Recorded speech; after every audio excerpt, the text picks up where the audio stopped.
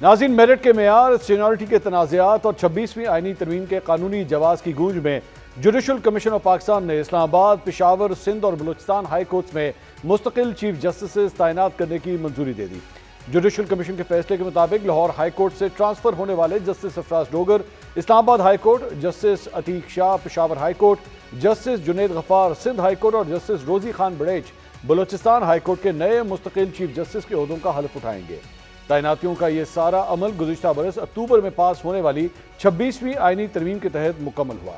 इस तरमीम के खिलाफ पहले ही सुप्रीम कोर्ट में दरख्वास्तें दायर की जा चुकी हैं, जिसके बाद इस तरमीम के तहत की गई तैनातियों के अमल ने कई सवालात को जन्म दिया है।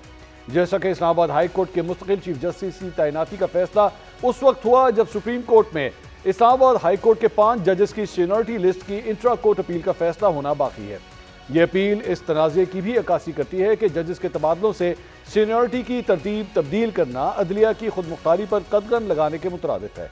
अब अगर सुप्रीम कोर्ट इस अपील को कबूल करती है तो ये तकरीरियां मनसूख हो सकती हैं और जुडिशल कमीशन के फैसलों पर सवालिया निशान उठ सकते हैं, जिससे न सिर्फ मौजूदा तैनातियों पर असर पड़ेगा बल्कि मुस्तकबिल में जजेस की तकरीर का अमल भी मजीद सख्त जांच पड़ताल की जद में आएगा। दूसरी जानिब जुडिशल कमीशन के मुताद्दिद अरकान का दावा है कि तकरीरियां काबिलियत और तजर्बे की बुनियाद पर की गई, लेकिन मुखालफीन की जानिब से इस पर तनकीद की जाती है कि बाज़ मामलात में सीनियरिटी को नज़रअंदाज किया गया। वकला और अदालती हल्कों में यह बहस जारी है कि क्या ये तकरीरियां मुकम्मल तौर पर मेरिट पर मबनी थी या सियासी दबाव ने किरदार अदा किया। मिसाल के तौर पर पेशावर हाई कोर्ट में चीफ जस्टिस की तैनाती के लिए सीनियर तरीन जज को नज़रअंदाज करके दूसरे नंबर पर आने वाले जस्टिस अतीक शाह को चीफ जस्टिस तैनात किया गया। यही नहीं, 26वीं आईनी तरमीम जो जुडिशल कमीशन की तश्कील नौ और जजेस की तकरीरी और कारकर्दगी के जायजे का इख्तियार देती है, सुप्रीम कोर्ट में पहले ही चैलेंज की जा चुकी है, जिस पर आज जुडिशल कमीशन के रुकन जस्टिस मंसूर अली शाह ने एतराज़ भी उठाया कि पहले इस तरमीम का फैसला होना चाहिए,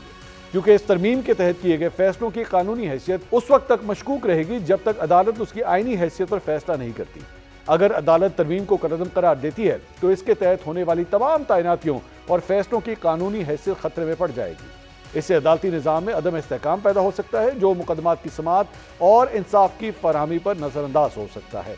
जुडिशल कमीशन के हालिया फैसले अदलिया के मुस्तकबिल के लिए अहम है। अब सवाल यह है कि 26वीं आईनी तरमीम के तहत की गई इन तैनातियों और तनाज़ात के अदलिया की आज़ादी, अवामी एतमाद और आईनी ढांचे पर क्या तवील मुद्दती असरात मुरतब हो सकते हैं और सीनियरिटी और मेरिट के मसाइल हल किए बगैर अदलिया के अंदर तकसीम बढ़ने के इम्कानात कितने हैं।